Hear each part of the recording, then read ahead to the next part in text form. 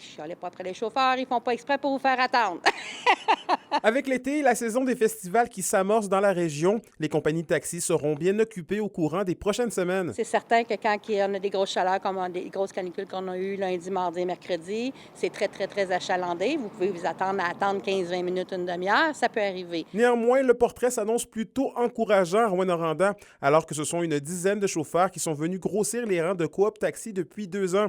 Leur flotte compte dorénavant 40 voitures. C'est très positif parce qu'avant, quand les permis de taxi existaient, il y en avait 42 quand Union Taxi était là aussi. Au total, à Rouyn-Noranda, il y avait 42 véhicules. Maintenant, il y en a 40.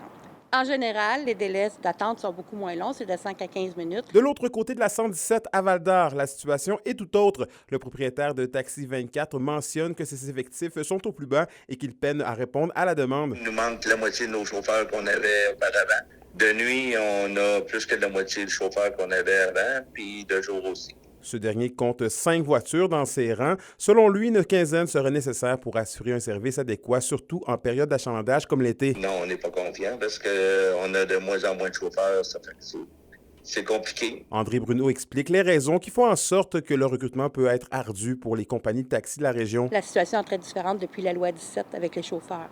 Parce que qu'est-ce qui arrive, c'est que nous autres, chez Coop Taxi, c'est une coopérative de propriétaires. Donc, chaque propriétaire travaille sur son taxi. On en a quelques propriétaires qui ont des chauffeurs supplémentaires, mais pas beaucoup. Tandis que Val-d'Or, Amos, la flotte appartient à un ou deux propriétaires et c'est très difficile d'avoir des chauffeurs.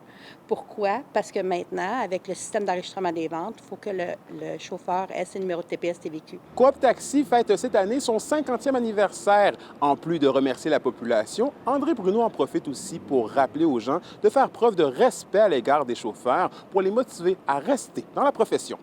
Anthony Dallaire, RNC Nouvelles, Rouyn-Noranda.